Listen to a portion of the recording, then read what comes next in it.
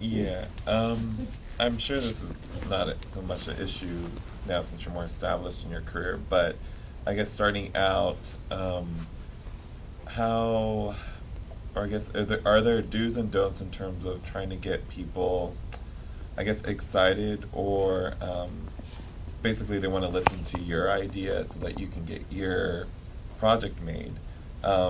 Is there in your experience, was there something that you regret saying when you're trying to, I guess, get people to work with you, whether it's either getting your film made or actors or just to work with you?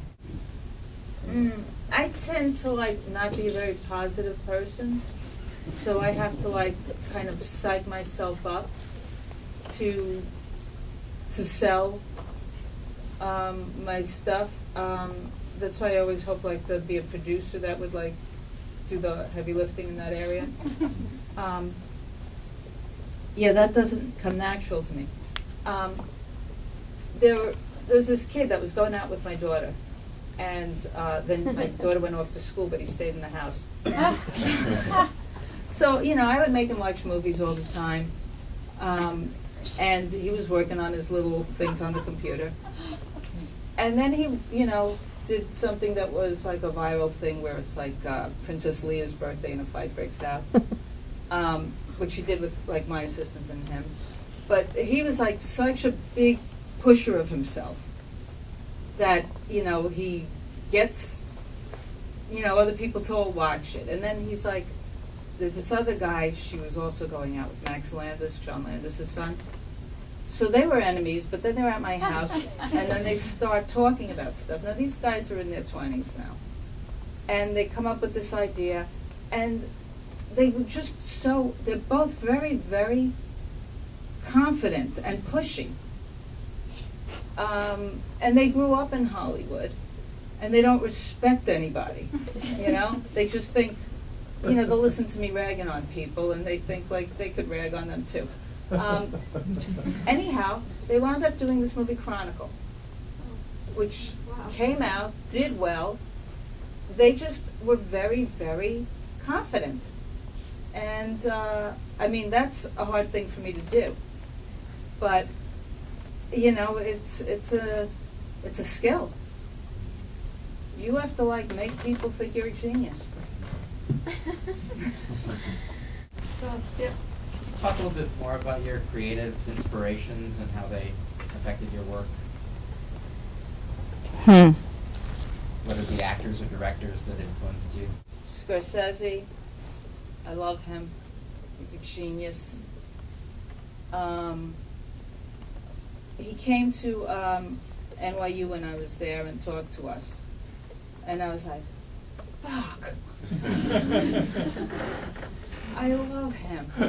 He showed us Mean Streets, and at that point I thought movies are these slick things that Ray Stark makes with Barbra Streisand in them, and everybody behaves a certain way and talks a certain way, and everybody's much classier than me. How will I ever be a person that works in that industry? And then he came over with this movie with Ronette's music and people with heavy New York accents, and it was just cool, and it was fast, and it was great. And I was like, oh my God. So us little rat people could get in? It's and beyond that, it's better than all those other movies. It's so that was a big blew my mind thing.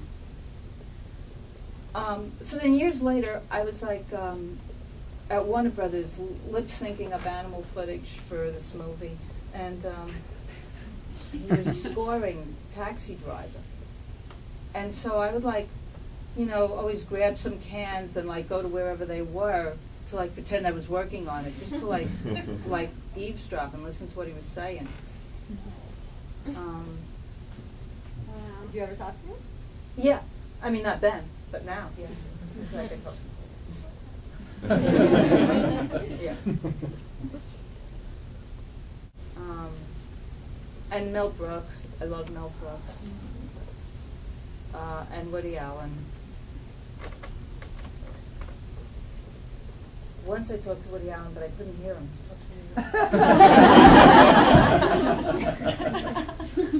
You know, so Sunni kind of translates. Yeah, way back there in the back. I was actually wondering if you had like a horror story or something as to like why Chevy Chase is such a dick.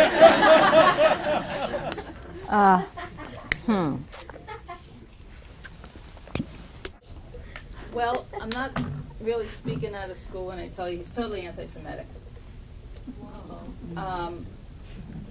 You know, we were doing European vacation. The script really didn't make sense when you got to the actual locations. You know, we were scrambling to rewrite stuff. I show him some pages. He goes, "Oh, did your Jewish lawyer rewrite this?" And things like that. And I subsequently saw this like off Broadway in LA little play with this kid in it, Danny Pudi. And I said, "Oh my God, you're awesome," and we meet for coffee and talk. And then he gets to be on Community. So periodically we get together and go like, he would tell me shit that Chevy's still doing. You know, ragging on the black people, on him, just making all sorts of racist remarks to everybody. I mean, I guess, you know, he's an equal opportunity. You know. But, yeah, I mean, he thinks that's funny, maybe. He says we're all pussies because we're, like, too sensitive. He doesn't like anybody else to do anything funny. He thinks it should only be him. Like, one day, the kids sort of improv something, and he, like, just, you know, he decides then he has a backache and he can't come out. Yeah. I have a very silly question. Go for it. Let's hear it. Did you have an influence on Alicia Silverstone becoming a vegetarian? She's a vegan. We actually, you know, I have a great debate about all of this because I always tried to eat a lot of fruits and vegetables, and I haven't had red meat for a billion years. But I eat chicken and I eat fish because I think you need protein. And she was like, you know, young girl with French fries and hamburgers and thought, ew, how could you eat that stuff? And ultimately became a vegan. But she's like into that, you know, no animal stuff, whatever. Like no eggs, no milk, the cows are mistreated and blah, blah, blah. You know, I'm sure in the like big, you know, corporate stuff they're doing, you know, they pump them full of antibiotics and make, you know, and hormones and make their breasts giant, and, you know, all that. I try to eat mostly organic. She thinks you should have tons of soy. Now, I think females shouldn't because it's a phytoestrogen, and you know, we don't know the effects of, you know, soy on cancer. So I don't think it's good to have a diet that's like filled with soy. And I don't think you should just eat arbitrarily vegetables if they're not organic, if they absorb a lot of pesticides. So I think you should try to eat stuff, have all the like good fruits and vegetables, but the ones that don't have all the pesticides. And you should have some sources of protein that, you know, yeah, I guess, you know, you shouldn't treat the animals bad, but basically you should try to have healthy stuff. I mean, in my mind, we're the top of the food chain, you know, and I don't want to hurt animals, but, you know, I have an aunt that's 105. She eats a chicken every week, you know, and I care more about her than, like, the chicken. Alicia doesn't want to hurt anything ever, anywhere. You know, she's just the sweetest human on earth, but I think she shouldn't have so much soy.